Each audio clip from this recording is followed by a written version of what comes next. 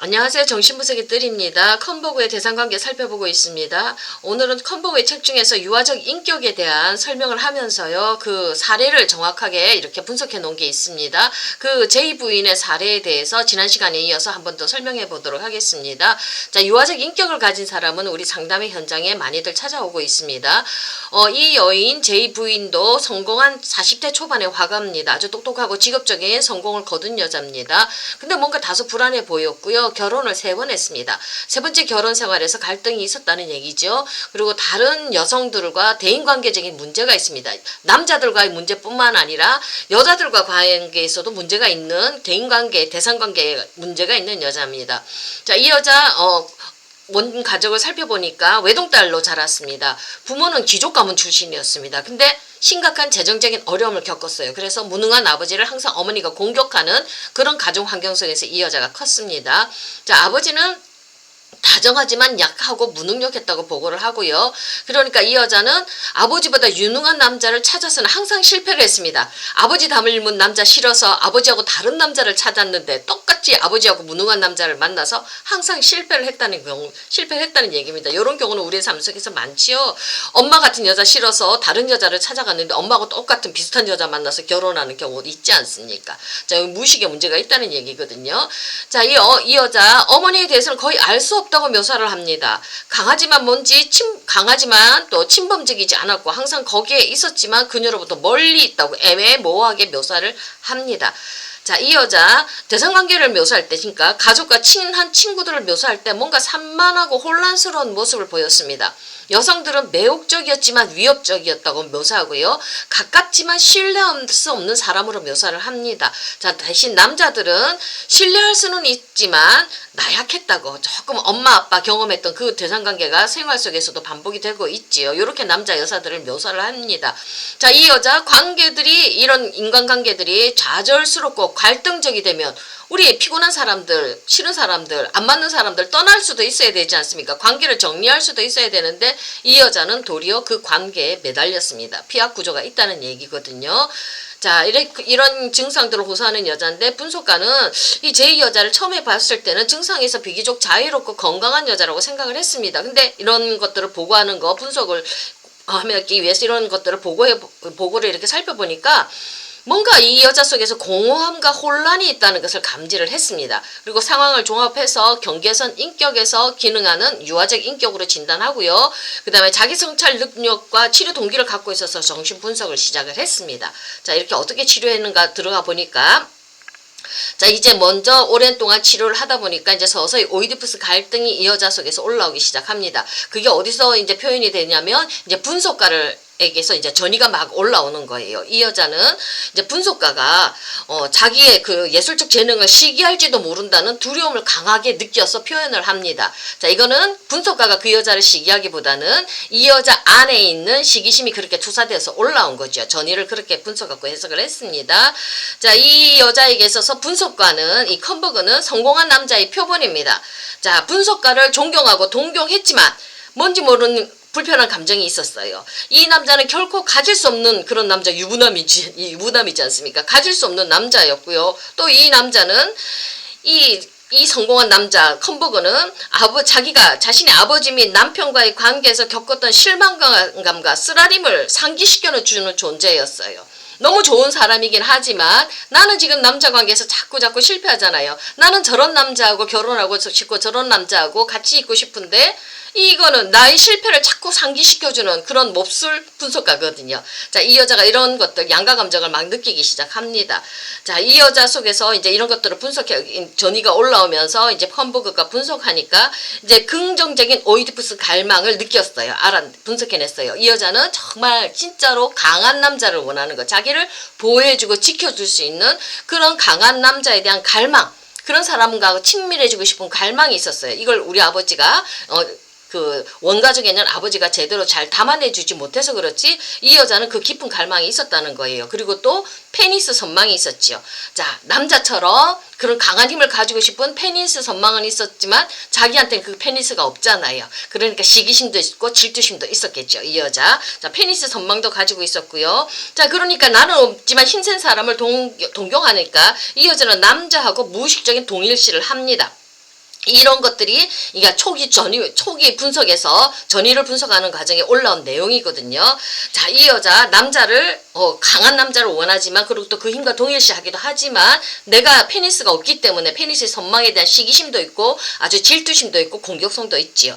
그러니까 이 여자는 남성들과의 과도한 시기심과 경쟁심을 피하기 위해서 무의식적으로 약간 모자라다는 남자, 그런 남자들을 선택해서 결혼을 했고 연애를 했습니다. 그러니까 자기보다 못한 남자들 항상 구했죠. 근데 좀 더 깊이 분석해 들어가 보니까 강한 남자에 대한 열망과 나중에 그 전 오이디푸스 갈등 분석할 때 보면 강한 엄마가 또 이 여자한테는 있었거든요. 그 강한 공격적인 엄마, 위협적인 엄마, 이 힘을 가진 엄마하고 그 다음에 강한 남자에 대한 갈등 이것이 같이 응축이 되어져 가지고 이 여자는 어마어마한 힘에 대한 그 환상들이 있었거든요. 그래가지고 자기 남자들을 이렇게 자기가 통제하기를 원하고 강한 힘으로 억압하기를 원하고 조종하기를 원하는 그런 갈망이 있어서 그게 삶 속에서 반복이 되어져서 남자 관계가 그렇게 힘들었던 거거든요.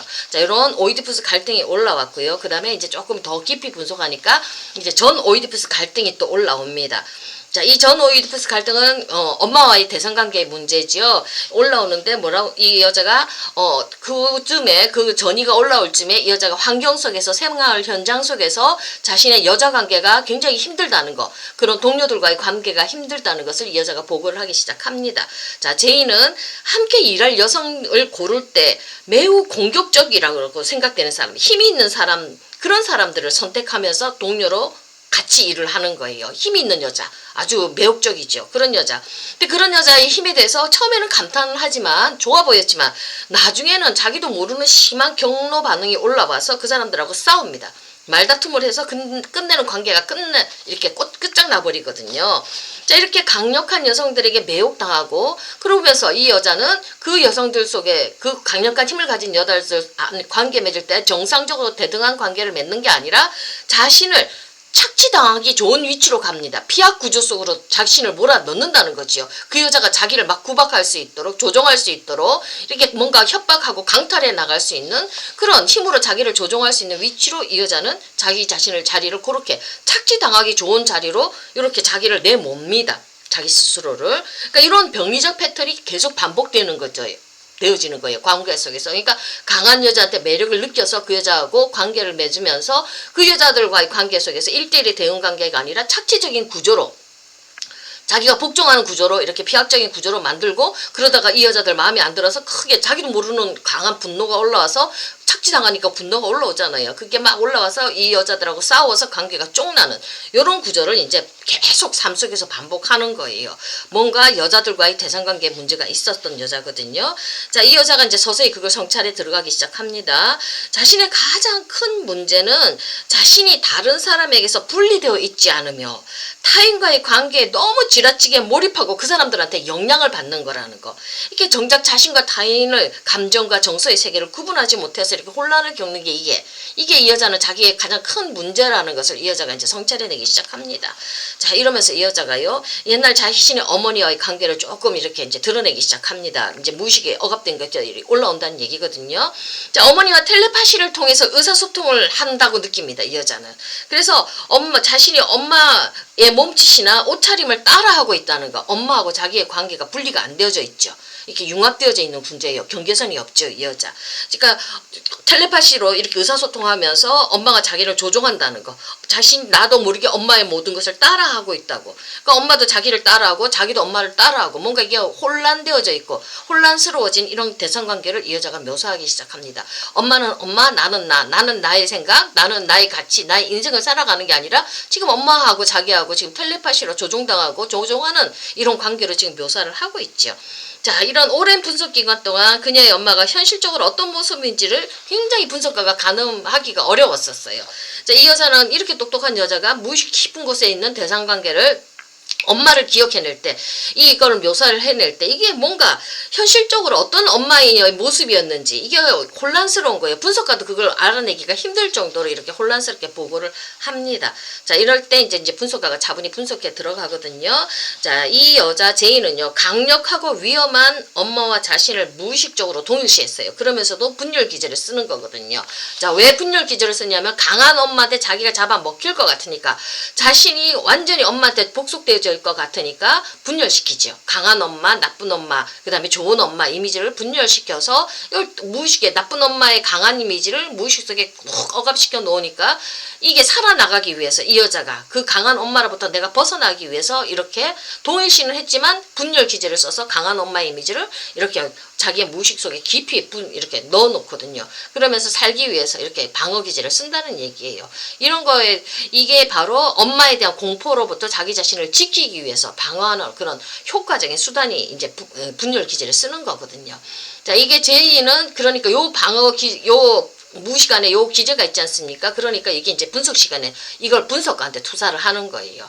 자, 분석가를 자신이 원하는 대로 만들려고 하는 위험한 원시적인 엄마로 경험하는 거예요. 대상표상을 분석가한테 투사했죠. 그러니까 분석가가 자기를 막 그냥 나를 자기 마음, 분석가 마음대로 자기를 조종하려고 하는 나쁜 엄마, 그런 엄마로 이렇게 분석가를 이렇게 하는 거예요. 그러니까 분석가로부터 자기가 지켜주기 위해서 분석가의 모든 생각이라든지 해석으로부터 자신을 방어해야 되겠죠. 그러니까 분석가의 생각이 해석이 잘 안 들어가게 만들어 버립니다.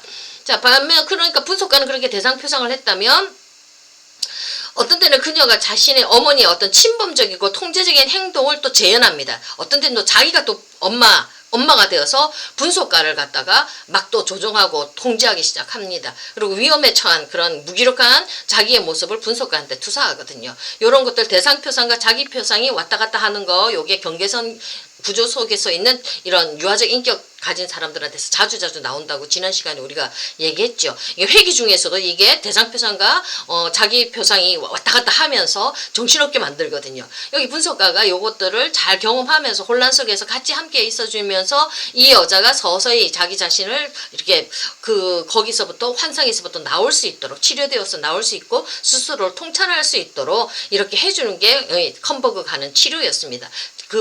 네가 이런 문제를 가지고 있는 게 원 가족에서부터 엄마하고 그런 대상관계 때문에 이런 문제가 생긴 거야. 이렇게 직접적으로 과거로부터 이런 것을 연결시켜서 해석하는 게 아니라 몇 번의 경험 속에서 그게 해석이 안 된다는 거. 그건 왜냐면 분석가의 그 해석하는 것들을 갖다가 이게 아주 퇴행되어졌기 때문에 어린아이에 있던 이 어린 사람들이 그런 해석들이 들어오면 자기를 또 침범하는 걸로 느끼기 때문에 이 해석이 자꾸 안 되었던 거예요. 그래서 자꾸 해석이 안 되어질 때 분석가가 좀 기다리면서 이 여자가 거기서 그거를 실랭이 하면서 그 환상 속에서 벗어날 수 있도록 새로운 자기의 모습을 통찰해낼 수 있도록 이렇게 분리되어 나온다는 얘기죠. 그렇게 될 수 있도록 분석가가 기다렸더니 결국은 그 어려움을 겪고 이 여자들이 자기 자신을 성찰해 나가기 시작을 하지요.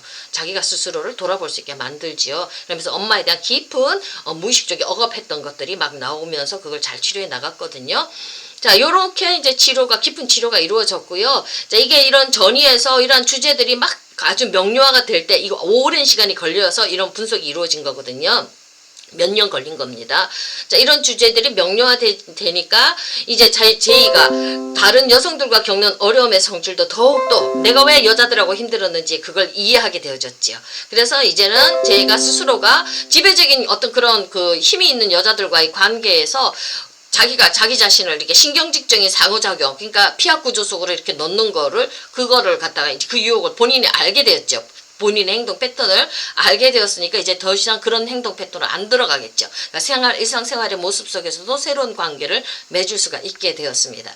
자, 오늘 컴버그가 분석한 제이 부인의 사례를 가지고 우리가 조금씩 이렇게 한번 간략하게 한번 살펴봤는데 이 사례 정확하게 이렇게 묘사되어져 나오기까지 굉장히 추격한 사례거든요. 이건 몇 년 동안의 분석 임상 속에서 컴버그가 혼란을 겪고 어려움을 겪으면서 이렇게 이 사례를 정리해 놓은 겁니다. 우리 이제 후학들에게 도움을 주기 위해서 유아적 인격이 어떤 식으로 전개되어져 나간다는 거, 어떻게 치료해야 된다는 것을 우리에게 보여주기 위해서 이렇게 조금 간략하게 정리해 놓은 걸 또 저는 또 줄여서 여러분들한테 들려주는 것이었습니다. 자, 감사합니다.